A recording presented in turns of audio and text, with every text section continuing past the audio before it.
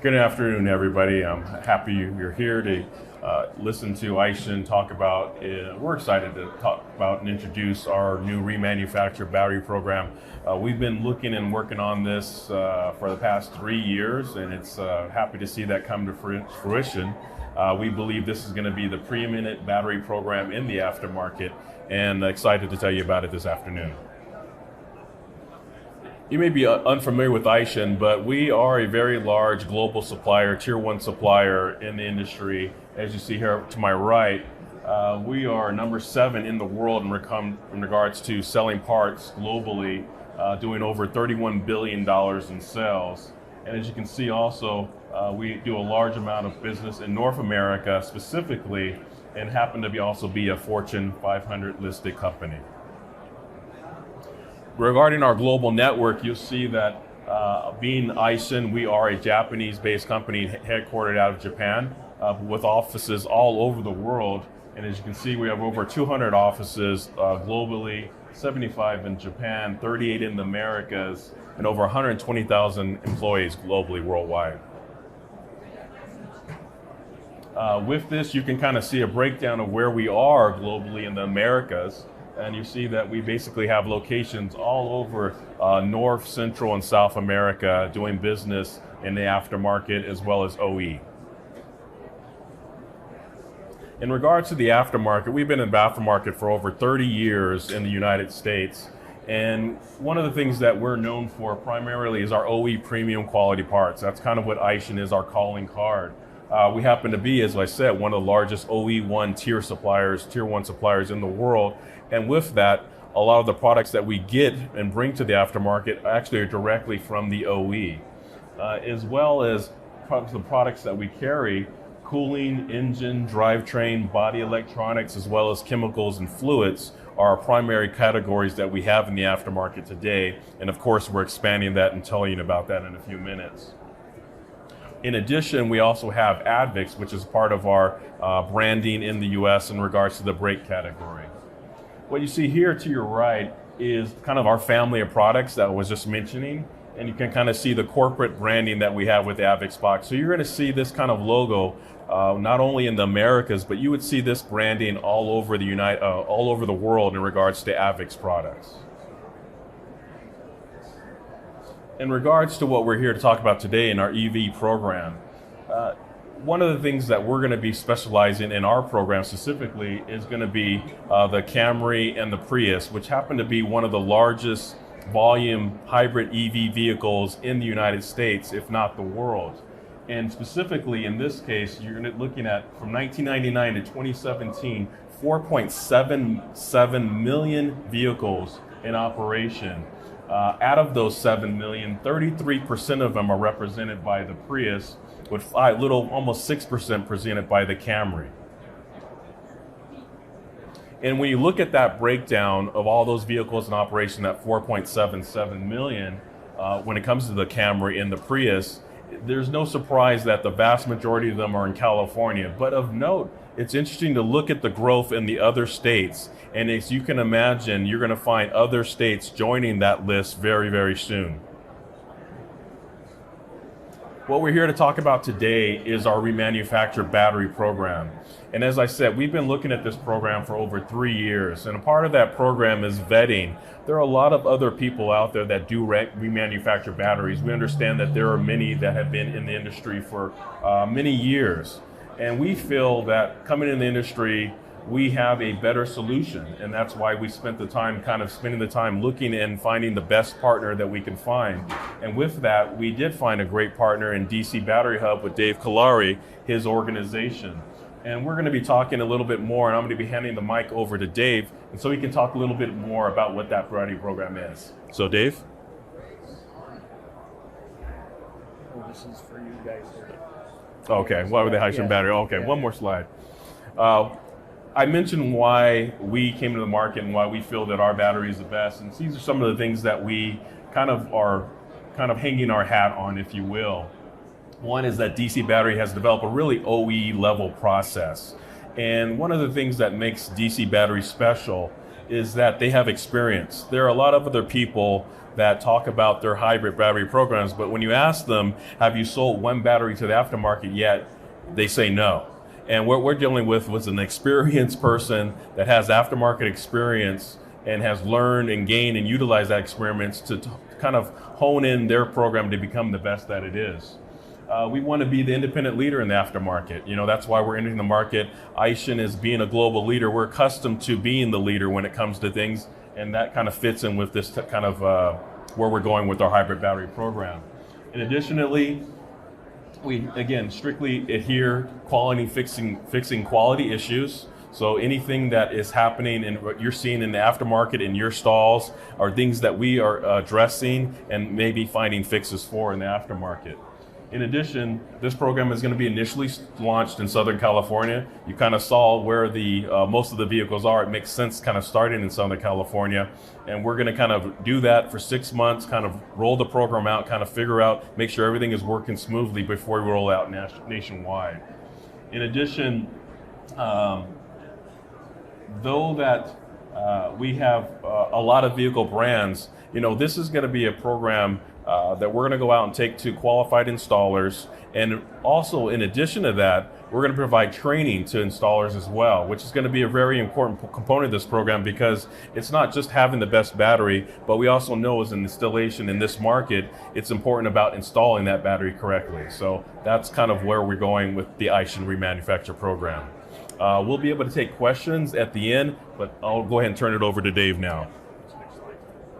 There you go. Okay. Thank you, everybody. My name is Dave from DC Battery Hub. And when I started this business, I knew that there was a need for a quality ReMan battery.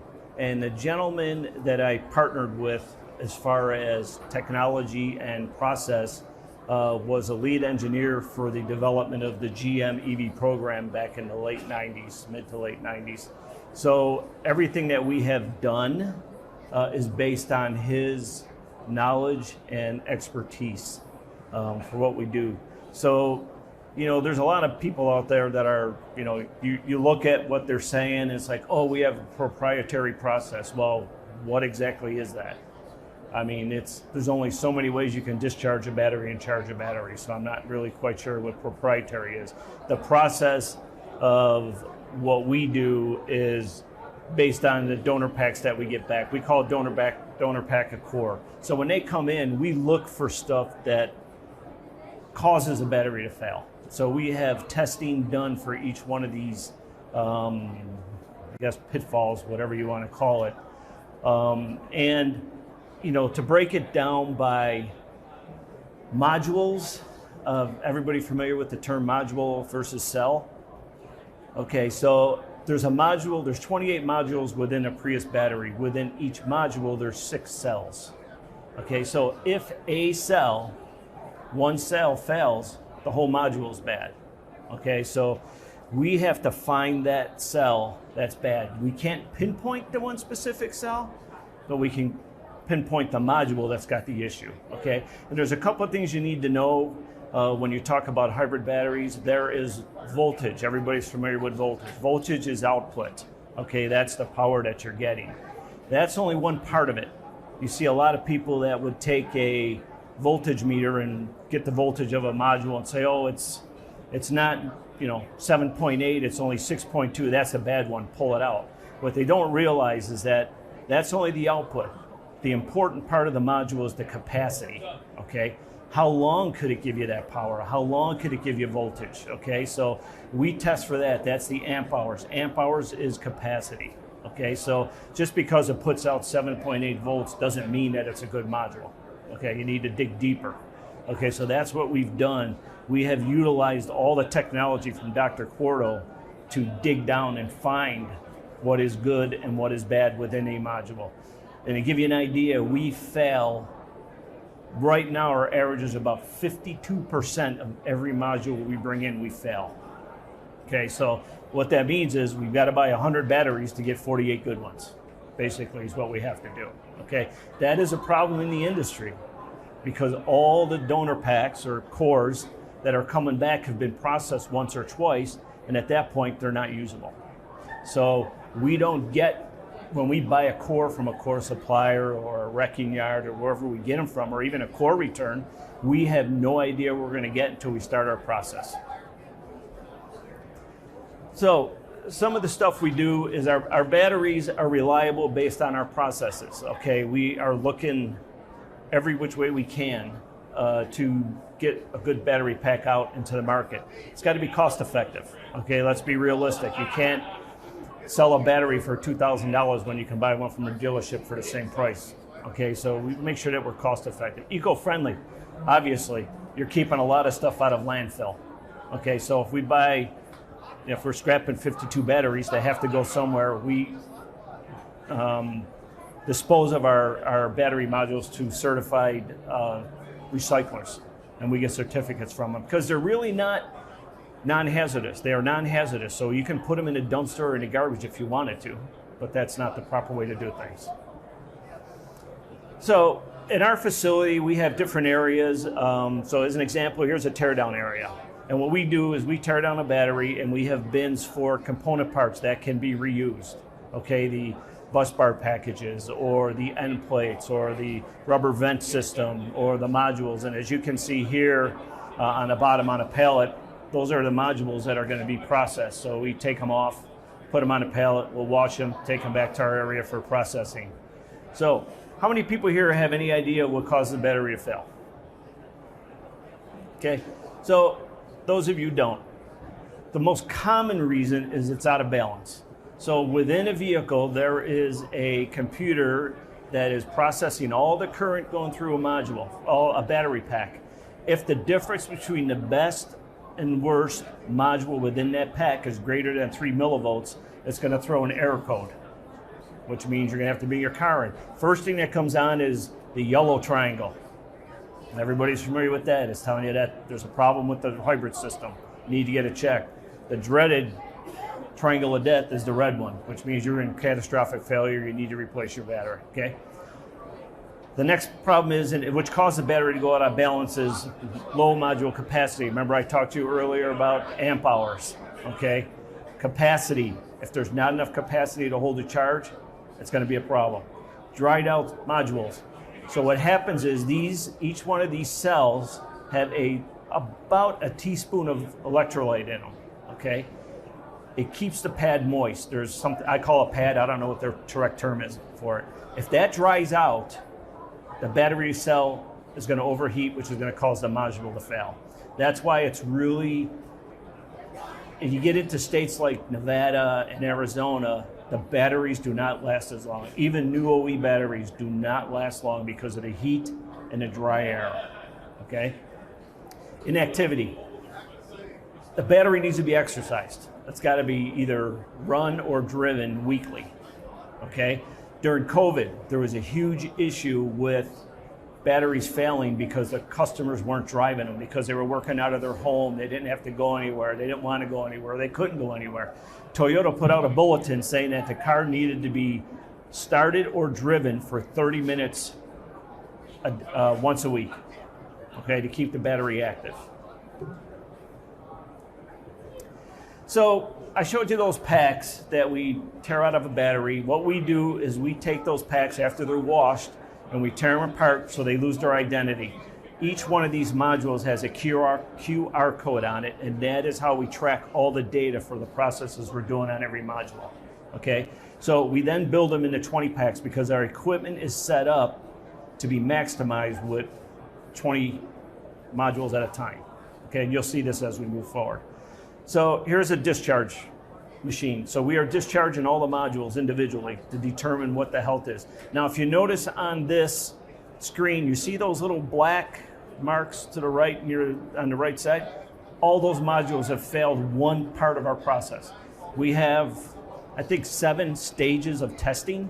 If it fails any one of the 7, it's not usable. We put a black mark on it. When it gets done at the end of the process, the guys tear the pack apart, take the scrap ones, throw them in a box, and the good ones are based on their amp hours, are put into an area for usage in a vehicle. This is a charging area. Our area is set up, we have 12 of these charging stations. Each station can do 60 modules. So we can do, whatever the number is, I don't have the top of my head. We can do a lot. Our process right now, we can do somewhere around 1,200 modules in a two cycles. So we have 2 charges a day, and we can do about 1,200 modules. And as you can see, there's a FLIR infrared sensor there. And as we're charging, these guys move this FLIR over the packs. And if one of them is really, really hot, if you look, you can see, I don't know if you can read it. So if you look on it, in the top left of that FLIR, it says 86.7, and on the bottom right, it's 79.3. That's the ambient temperature. If that is greater than 10 degrees, that means that module's overheating and it's gonna fail. So we don't use it, we'll put a black dot on it just to get rid of it. Then we have self-discharge. Remember we talked about inactivity. We take every pack after we run our 4 of our processes, and we stick it on a shelf for up to 21 days. And we wanna see what it looks like when it comes off. So we measure the voltage in amp hours going in, and we measure it when it comes out. And if it's greater than a certain percentage, we get rid of it. Put a black dot on it, move it out of the area. And that's why I said that we fail so many of them, because we're always checking for something that's going to cause it to fail once it leaves our facility and put into a customer's car. Battery failure signs. So I'm not sure everyone understands how a hybrid battery works. The first, let's use a brand new vehicle, the first maybe 15, 16 miles per hour is all battery. At that point, the engine kicks in. And the battery, the engine assists the battery in propelling the car. As the speed increases, the engine does more work and the battery does less work. Now, most fuel consumption happens in the first 20 miles per gallon. If anybody has a vehicle and they look at their miles per gallon, if they have a gauge and you see when you start off, it's 8, 9 miles per gallon. And then as you shift gears and you get higher, you get better miles per gallon. So what happens is, if the engine starts immediately when you have a hybrid vehicle, or it starts at 5 or 6 miles per hour, your battery's failing because it doesn't have enough energy to propel the vehicle. So the battery's saying, I need help. The engine kicks in and starts contributing power through the generator to the battery, okay? Now, anybody here has a hybrid, when you first start it, the engine kicks on for about 3 to 5 seconds, then it goes off.